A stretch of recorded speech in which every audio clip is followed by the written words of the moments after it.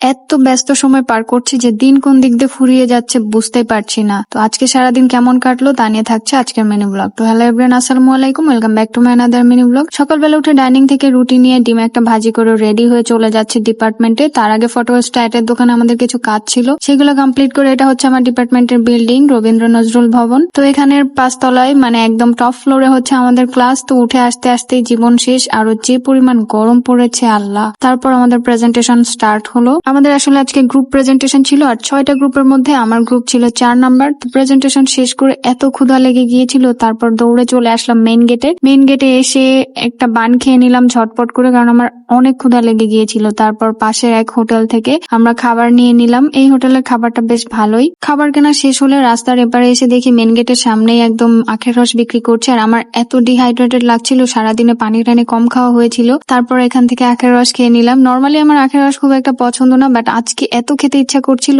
তারপর খেয়ে চলে আসলাম হলে। তো এই ছিল আমার আজকের মিনি ব্লগ। সবাই ভালো থাকবেন, সুস্থ থাকবেন, আল্লাহ হাফিজ।